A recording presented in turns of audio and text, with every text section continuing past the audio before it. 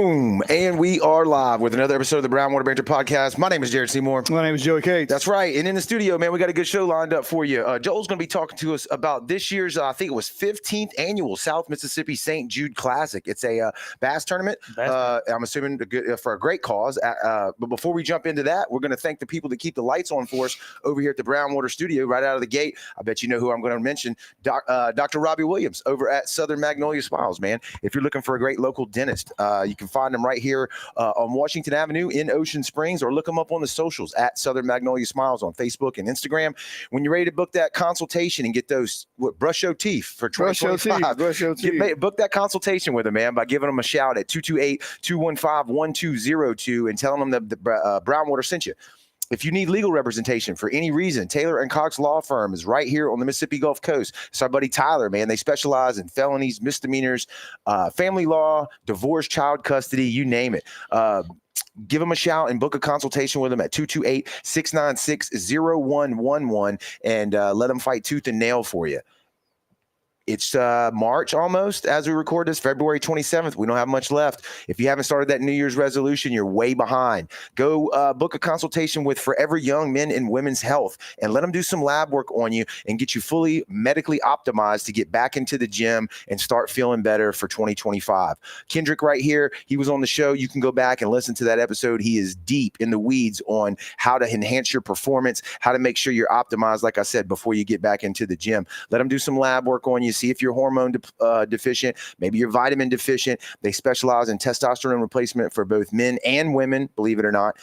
So you can take your lady friend in there. When you book that consultation, just give them a shout at 228-363-6623 and tell them that Brown Water sent you. And we do a terrible job of listing all the details. So we wait till the end to list all the details. We're not doing it this episode. We're going to do it right now. So it's the 15th annual. Yeah, we're changing our ways. Change how it goes. 15th annual. I got the flyer on the screen here. 15th annual South Mississippi St. Jude Classic. It's going to be March 15th and 16th. The launch site is going to be the Pascagoula River at Indian Point. That's on the 15th. And then the launch location on the 16th looks like it's going to be Back Bay at the I-110 launch. It's a $100 entry fee per team. That includes big bass. You can make your checks payable to South Mississippi St. Jude Classic. There is a, 5 bass, so a 12-inch minimum.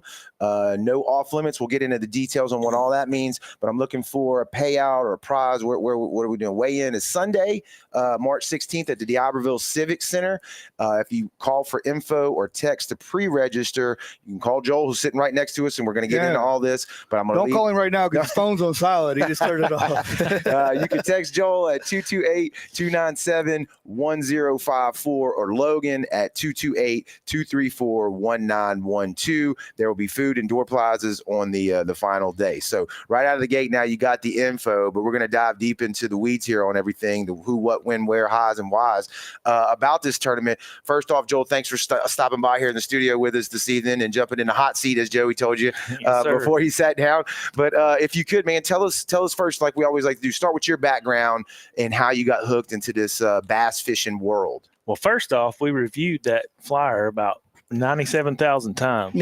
And when you just said my phone number, it was wrong. Okay. It's 1054 is what's on there, but it's 0154. Okay, I was going to say, dang, did I read it wrong? No, you read it right. perfect. When you said that, I looked up and I'm like, that's not it's correct. like it takes one to know one. We've done the fishing tournament now for about 5 years, and every single year we've had, maybe the last sheep's head was right. We've had one little error, and you're talking 3, 4, 5 people that read over that flyer before we put it out. Yep. And as soon as you post it, somebody that you don't know be like, "Hey, what about?" And like, "Oh man!" Yep. So it happens. It happens. Yep. But you can still probably get it corrected, and we corrected it just now. So, but no, give us your backstory and how you got into bass fishing. Well, as a kid, I loved to do it. We had a pond back home. I was born in Brookhaven, Mississippi, and we had a pond back home, and I used to fish. And 9 years old, I caught an 8.5 pounder. Oh yeah, and I've been hooked ever since. Yeah. And then really started competing. We was in high school. We had a skiff, and that's about how we did. We had a scull around or a trolling motor or whatever. Right. That's really all we could do. And then it just grew from there over the years. It's very, very emotional. It's stressful. it's everything that you don't want all in one. Yeah. But it's addicting. That's what makes it fun, right? Yes. And also I traveled the country doing it. I've met people all over. Mhm. I'm good friends with Jordan Lee, Brock Mosley, Matt Lee, Okay. Kenta Kimura, G-Man, Gerald Swindle. Yeah. So I know all them, travel with all them, fish with all them. And it's actually pretty cool. Yeah. Yeah. Are you like freshwater bass only, or do you do saltwater too? Or how's that play out for you? I guess I did so much wade fishing and all when I was a kid growing up. Mhm. Caught a bunch of specks, a bunch of reds. Yep. And I just got sick of it. Really? And so, And I asked that question for a reason, because it does seem to me like the bass guys that are really into it, that's all they do. Yeah, it's they a don't. full-time It's job. like it Yeah. becomes that's their lady. Their They passion. don't do Yeah. anything else, like Yeah. fishing wise. yeah. And my wife does it with me too. So No, that's always good. well, that's good and bad, because she catches more fish than me a lot of times. So, Tell me okay. let you have it. Yeah, let you hear it. Mhm. So these bass guys and these bass tournaments are absolutely going crazy lately with the down scopes or whatever it is. yeah, forward facing. Yeah, forward facing Yeah. sonars, money wise and stuff like that. How do you get on that scene? How do you get on that level to actually be in the big leagues like that? Do you fish that big of tournaments too? Well, I was fishing the Bassmaster Opens. I did that for I think 3 or 4 years. Okay. I traveled around, did that a lot. That's when I traveled with all the name pros Yeah, that I paint. But you got to qualify through them to make it to the ones you watch on television. Mhm. But it's a process. It's one of the hardest things you can do to qualify, because you're fishing every time you go somewhere to fish. They got different divisions, and you got to qualify in the top 5 in points. Yeah. Out of your region to qualify for the elites, and that's the ones we see on TV. Okay. And you're fishing against 200 plus every tournament. And they're taking the top 5. And they're taking the top 5 in points out of that. Yeah, it's a different breed of fishermen. I mean, these guys are coming, and I've talked to some of them. They have the back of their truck, so where they can sleep in the back of their truck. Like they put the boat in the water, roll out the back of the truck, and they're in the water. It's nuts. That's right. How do they do the point system in those preliminary tournaments, I guess is a way to call it, right? It's like mostly everything really. It's based from 220 points for your first place, and then it just trickles down. Okay. And that's always biggest fish. It's not, is it never? It's your best quantity? 5. It's your best 5. Okay. Just like when you read the flyer. Yeah. 5, 12 bass inches. tournament is always 5. Why is that? Why 5. is that? Because that's how we always Well, done. years ago, I think. No, I think it's the tie or kicker, right? Well, when it first started years ago, I think it was just whatever they can catch, and then they realized that was kind of difficult or whatever. They changed it. Then it was like 10. Mhm. Then it went to 7, and then 5 is the number that's stuck for years. Okay. So it's 5, and then and everybody's like, "Oh, you can't go catch 5 fish." Well, yeah, I like to see some people go catch 5 fish, especially around here. Yeah, 5 keepers. Yeah. You know, if you can catch fish in South Mississippi, we say it on here all the time. you can catch them anywhere in the country. Yeah, is that the same way as bass? So I know y'all are fighting saltwater most of the time. Y'all pretty much fishing the same place we are for specks, Pascagoula River, Chutica Bluff, and all that stuff. But is the bass scene pretty decent around here, or you got to work for them? You got to work for them. Yeah. I think our problem is we have too many small ones. Okay. We have big ones, but you got to work through the small ones to get to the big Well, that's ones. why they're the big ones, though, right? Because they're smart. They're smart enough to, That's right. to not get caught, not get eaten when they're young. That's right. You know, they figured it out. Yeah. All right. So tell us about this tournament, how it got started, who you involved with, and where everything goes. Yeah, 15th annual, huh? It ain't new. It ain't new. Yeah. No, back in about 2008, a couple of the guys at the fire department, we were sitting around one day and St. Jude commercial come on TV, and we started talking about it. And I was like, we're fortunate. We have healthy children. Mm-hmm. We had kids and there was nothing wrong with our children. I said, but what about these parents that are dealing with this? What can we do to help them? Mm-hmm. And so I started thinking about it. I talked to my wife about it, elaborated on it for a year. And then I said, I'm going to do something. And I stepped up and I did it. In 2010, obviously, this is the 15th year, but in 2010, I started putting the word out probably about the middle of 2009. And and it just grew. Right. And then I put the word out. But the first year we had 21 boats. That's all we had. Out of everybody that fishes around here, we had 21 boats. And I got with other people and other tournaments that put on their clubs and different things like that. And I didn't schedule on them. So we would have an open day, and we did. Yeah. That's nuts. I didn't realize. Yeah. I mean, there's almost a bass tournament or a fruit jar, whatever you want to call it, every week. And like you literally have to find an open date or somebody else is on there, and it's going to take half your anglers away. Yeah. Right. And so, well, now I send a text out to everybody that I know that puts on a tournament, you know. If I don't know them, I can't send one, obviously. But most people share it. And now you got Facebook or whatever, which I don't have. Everybody else has. I send it to my buddy Logan. He's your social media manager. Oh, yeah, he is. Because I know you got a page. I just shared it in the comments. I know for the tournament. Yeah. So, well, actually, that's what Coach said he was going to do for me. He was going to start running that. Good luck. You got that on record? Good luck with that. Yeah. Everybody that's watching just heard. Yeah. Good luck with that. Yeah. But anyway, I like I said, in 2009, I started putting the word out. Didn't know exactly how it was going to go, Right. and pushed and got whatever sponsors I could get, and we rolled with it. And since day one, we pay, like I said, we pay lunker both days. The entry fee is $100, and it includes lunker for both days. $200. If you catch the biggest fish in day one, you win $250. Okay. Catch the biggest fish second day, you win $250 on top of whatever you win if you place. Right. And it's a 2-day total. Obviously, you know, if you catch 10 pounds first day, 13, you got a total of 23. And we pay one place for 5 boats, and that's how it's been from the beginning. But I started doing it, and because our kids are healthy, and we got lucky. But there's those that's out there that's not. Right. And we've had every year, with the exception of about 2 or 3, we've had a sponsor child, a local, that will do 50-50, split the pot, and we give them a percentage of whatever we get before we send it to St. Jude. Right. So like if you know somebody or you know somebody, they'll be our sponsor child. If the family chooses, then they'll come and they'll get on stage, and if they want, and they'll tell their story, and which has happened. And we've had some of our sponsored children pass away. It's terrible. It's terrible. Because then once you do it and they're there with us from then on. Yeah. So they're coming back. They're coming back, and they're there with us. So they're part of that little family we got, you know?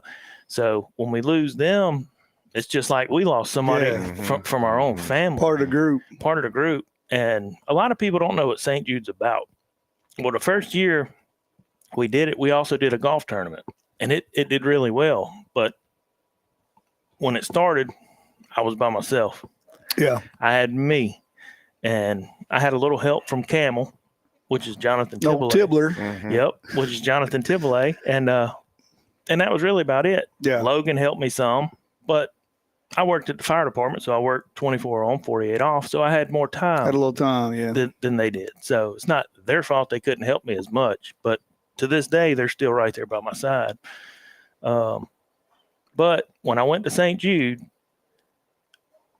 that was the happiest place. And I bet. You see these commercials and you see all this stuff, and it's sad. It's not. That's the happiest place in the world. I had one of the I'll never forget it. His name was Skylar, a boy from North Carolina. Well, we was in there talking, me and the guy, J.C. Williams, he helped me put on the golf tournament. So we did that as well that year. Well, we was went up there to present our check or whatever, all the money we raised for him. And Skylar, like, we're sitting there, and he just come out of nowhere. Like, where'd this kid come from? They pushed him in a wheelchair, and was like, And he come up, and this little girl was talking to me. And he started butting in. And he was like, Mr. Joel, he said, I'm glad I got cancer. What? So I turned and I focused back on this girl. Because how do you answer that question? What do you say? And so I'm like, So I just ignored him. Right. I didn't know what to do, what to say. He tapped me on the leg. He said, Mr. Joel, I am glad I got cancer. And I said, Skylar, tell me why you're glad you got cancer. And it gets me teary-eyed to this day, because me and you and everybody else would have cussed and fussed and everything. Yeah, oh yeah. He said, because if I wouldn't have got cancer, he said I wouldn't have met Miss Michaela, my teacher, and all my best friends that are here. Yeah, it's tough. Yeah, that's So Got a pull on your heartstrings. Yeah. yes. Yeah. So from that day forward, I was like, I'm not going to quit. yeah. I'm not. Yeah. So whatever. There's a lot of donations and special stuff you can go to, Red Cross and all that stuff. But from what I've heard, St. Jude is the absolute way to go. Yeah, it is. And if you pull up online, and I've done it because before I even started it, whenever I started talking about it, I pulled up and I looked. And I'm not going to say any names, but if you pull up yourself and look, there's a bunch of them that scams. Mm-hmm. If you give $1, only like 3 cents go to the actual cause. Right. And you can pull up and you can look and you can read. It's public knowledge, and people don't realize it. Oh, we need to give this good. No, it's not. Yeah. Because we're paying for them to have a new condo and such and such, and $2,000 and $2 million bonuses and such. Yep. It's not good. But people need to start doing that before they donate. Yeah, checking in on the sources for sure. Yeah. Correct. What is y'all's percentage that y'all send that way? Is it a percentage off of the boats? 100%. So 100%. Well, from the boat, and we pay back 70%, and we send 30%. But all the money comes from that we send up is from like on the flyer, the sponsors you see on the flyer. Yeah. The sponsors you see on the flyer, that's a big one. People donate for the plaques. They got certain monies that they donate for that to be on the big fish plaques in first, second, and third. And then some people just give us money. Yeah. But that's where most, and we sell raffle tickets, and then we have food. All the fishermen eat free. Anybody else, like if y'all show up and you're not fishing, we're going to take your money. No, it's donations. Because the way our health department is, you can't charge, because if you charge, then you got to have a rate. Everything. Yeah. So, so it's just donations. We'll have a little pot out there, but that's where most of our money comes from. So I heard you right, though. The entry fees for the boat is where that 70-30 split comes into play. Yes. Yeah, that's where that's at. So pay off your winnings, the 30% goes to that, but all the sponsorships, all the raffle money, 100%, all the just straight donations go to there. Right, 100%. Yeah. And you hand deliver the check to them. You go over there and we're actually fixing to schedule another one to go up. They just sent. I forgot the total, but they sent me a thing last year, the year before, on the total that we've sent over the years, and it was 13. Yeah, it was 13 years. I think we'd already give them like 50-something thousand. Yeah. Which ain't bad from little old South Mississippi. Right. Sure. Just some just a little startup tournament. Turn into 50 grand. That's right. And we've also we've had people come from as far as Brookhaven. We got people that come from Laurel every year. I got a guy that just texted me that lives in Western Louisiana. Yeah. He's fished it a couple of times. He actually drove one time. He was in a tournament. Him and his wife was in a tournament in I think Kissimmee, the chain of lakes over there in Florida. Yeah.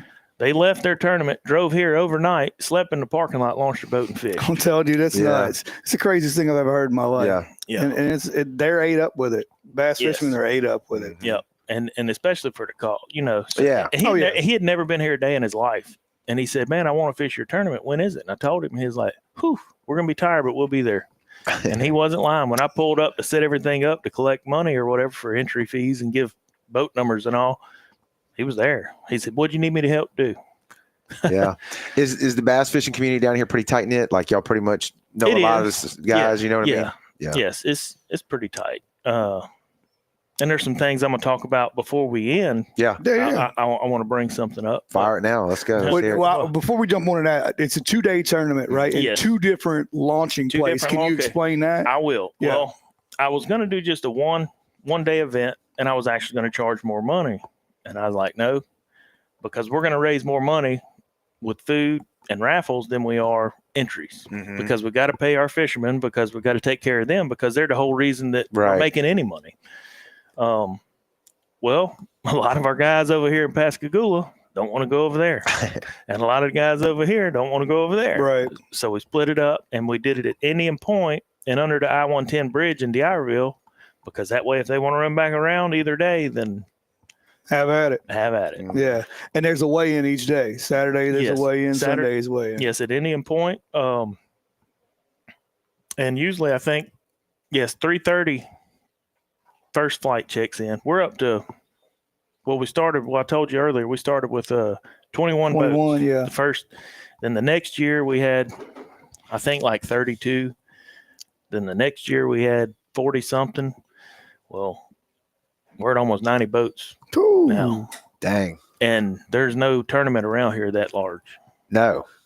Well, I guess you launched 90 boats underneath the D'Iberville Bridge. That's a lot of parking. It is. And a lot of floating. There's a lot of people getting there early. Yeah. But with that being said, we got people showing up in bay boats sometimes just because of what it's for. Right. Yeah.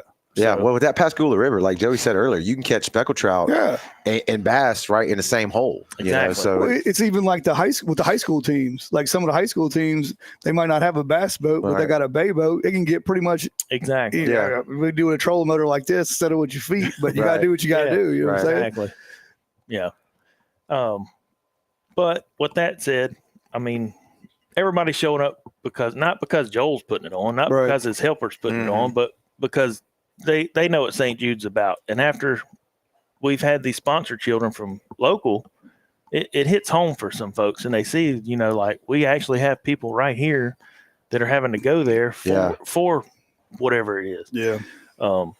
And a lot of people don't realize it because, like I said, our children are healthy. Yeah, they don't see it. We're healthy, so we just go on about our business and don't pay no mind. But we all need to step back because in reality, we're all a family. We need to take care of each other every chance we get. The Lord wants us to, and we have to. And that's the problem. Everybody's so selfish nowadays. Yeah. And I think I know I do. I take for granted all the stuff that I've got living in this country, coming from good family, being blessed by the Lord, like you said, not having health, of those closest to you. So hats off to you for that, for sure. Yeah. So, and we need to get more of that, and not just for the St. Jude, but for everything. We need to stick together more. There's too much division. 100%. I've said it before on the show, I believe. But like one of the ways that I'm thinking back in the past that I noticed that about the community, and people get busy with their daily lives, working jobs, and now everybody's on their phone and in their house, and the younger generation's playing video games all the time and stuff. But like when a hurricane hits, and all the electronics are gone and there's no power and everybody's trying to rush through and eat everything before it thaws out, I just remember, people out on the street hanging out, checking on everybody, making sure everybody's okay, and in the middle of a disaster, it's cool to see that kind of stuff. And I think that something I wish we did more of, to bring communities together. And we need some kind of, not Mardi Gras either. I mean, everybody go get drunk and fight. We don't need that. But the electronics you brought up, and this is off the subject, but it is part of the subject because we need to stick together. Mm-hmm. But my wife and I, after church one day, we went to Osaka in D'Iberville and was eating, to cook on the table place. Yeah. Well, some grandparents come in and they brought one of theirs was their grandchild, and then they had two more with them. Well, they sat down and the grandparents sitting there and talking, and them kids was like this. Yep. Didn't even look up. And my wife, she's sitting to my left, and I looked over and I was like, no, I ain't going to say nothing. I just drank some of my sweet tea sitting there, and I was like, no, I'm saying something. I said, hey, y'all get off your phones. And them kids looked at me like, who are you? Yeah. And I said, get off your phones. I said, these are your grandparents. I said, I don't know who y'all are. I said, but I know these is one of y'all's grandparents at least. And they was like, yeah, this is our grandson or whatever. And I was like, get off your phones. They brought you here to spend time with you, and you're not even associating with them or each other. Mm-hmm. And their time's running low, running short. If grandparents. Yes. And so, and I think we've lost reality with all that, with all these electronics. Everybody's focused more on that than they are each other. Mm-hmm. Yeah. I mean, it's ruining marriages and families and everything else, like the relationship right there. And then them kids looked up, and one of them, it wasn't even their grandkid. It was one of the other ones. It was like a light bulb went off, and he was like, he's right. And he was the first one to shove his phone in his pocket. And then he told the other ones, he said, put your phones up. Yeah. And my wife's over there. I had bruises on my leg because she's like, shut up. But I just can't keep my mouth shut. Yeah. I hear you. but I hate to see that. But it is what it is. The generation. Yeah. You said you had some things to bring up later. Look, can we jump into those? We can. Well, I fished a tournament this past weekend, and someone told me that they was in the back of a pocket. And this is for all the fishermen, and I hope everybody hears it, this local, because I've heard about it. Y'all heard about the weights and the fish and all that stuff? Well, oh, yeah, that was the walleye. Yes. Yeah. Well, one of the high school teams actually found it. But in the back of a pocket, there was a fish on a clip with a string. No way. Yes. Wait, what? I'm not following yet. Somebody caught a fish, put it in the marsh, tied up to a stick or a string, whatever it was. They'd go back out there the next day, grab it. Yes. To reweigh it? To reweigh it. Just to weigh it for the tournament period. Yeah. So say the day before the tournament, you catch a 10-pounder. Gotcha. I'm not throwing it back. I'm going to stick it in the marsh and catch it tomorrow. Right. Well, that's what I was going to ask you too. Are these kill tournaments, or they got to be live when y'all weigh them? Live. Got to be live. They got to be live. Okay. So they caught it before fishing started and then left it hooked, tied to a. They caught it the day before because this was found when somebody was out there practicing. And there was actually, I think, 4 tournaments possibly going on. I know there was 3 for a fact, possibly 4 tournaments this past Saturday. I know 3. And the guy's like, I didn't know if I should have took it off and let it go. But he did put a game cam up that, the satellite. Somebody came back. But he didn't get it because he got his camera before, because he ran around from Gulfport to Pascagoula. Our tournament was on Pascagoula. So he ran around. So they had to leave early to get back in time for their weigh-in, which 1:30 or something. They had to be back. But he got his camera before he could see if anybody got it. Oh, it's terrible. But we deal with the same stuff with our 2 tournaments we put on. You start waving money in people's faces, they do some stupid things. Yeah. Like uncharacteristic things. Yes. It doesn't make any sense to me. No, I mean, I love fishing because I love fishing. And most of the guys that are doing it love it because they love it. I mean, I've beat some of the best, and I've been beat by some of the best. Yeah. And it is what it is. Yeah. I mean, there's a family, and everybody knows who I'm talking about. There's a family that wins almost everything around here. They're in the top 3, top 5 every tournament. They got plenty of the St. Jude tournaments, trophies or plaques, but you don't have to worry about them. They can fish. They go out there and do their work and do their duties and figure out what they need to figure out and catch them. But a lot of people just go fishing. They don't care. But it's the ones that do the stuff like we was just talking about, the fish on a string. Yeah. That's no good. That ain't no good. That ain't no good, because if they get caught, that's the end of it. They're going to be banned, but I think worse than that, they're going to be beat. Yeah. Them old boys with that walleye tournament, lucky they got out of that parking lot. Yeah. And it wasn't the first time they done that, if I remember correctly. No. They've been suspected of it for a while, I think. Yes. That dude said the best thing you can do is get out of here. They should have left quickly. Yeah. But yeah, that's no good. That's not good for anybody. Definitely no good. But like I said, back to the St. Jude thing, I started it by myself, and then it grew. Like I said, Camo, I talked to him. He's helped me tremendously over the years, and everybody knows who Camel is. Yeah. But he's helped me tremendously over the years, and so has Logan. But it grew. Then Ms. Wendy, she and Misty started helping me, I think, in it's about the 3rd or the 4th tournament. Right. And they've been here ever since. So 12 years they've been helping. And then Bishop come along, so he started helping. And basically it's just been us. And then just now, 15 years later, people are saying, hey, man, you need help. Where was you 15 years ago? No, I got it now. Yeah, I know what to do. We haven't been doing this for 15 years. Well, the thing is, people think, oh, you just make a flyer and you show up. No. But it's not. We have meetings. We prep. We got to pick stuff up. There's people that give donations. We got to pick up for the raffles. I've probably every year used $500-600 of my own money. Yeah. Camel uses $500 or $600 of his own money, and then we'll recoup some of it back, but not all of it. Yeah. Because we're still giving to the cause, and people don't see that part of it. People like, oh yeah, we're just going to have a tournament. Y'all know. Yes. It's not just we're going to have a tournament. No, it's work. Yes, and it starts months ahead of time. Right. Not just a couple days or a week or two. Right. And that's the big part of it. And then you don't want to go around begging people, hey, can I have this? Can I have that? But you got to, because none of us are rich. No, unfortunately not. So we got to do what we can to make it happen. Did bass tournaments have a captain's meeting? Is there a captain meeting the night before on any of that No, stuff? I thought about doing that, but because we have people coming down from different places and all that. It'd be tough to get in there. It'd be tough, because some of them literally they'll leave at 1:30, 2 o'clock in the morning to come down to fish. They'll stay that night, but the first night they stay home and they drive down. If we can get cheaper hotel room, probably. So all the where can we go to find all this information at? Where's the best way to do it? I can't get to you because you got the wrong number on the flyer. We don't know who we're calling. Logan's was right. They call Logan.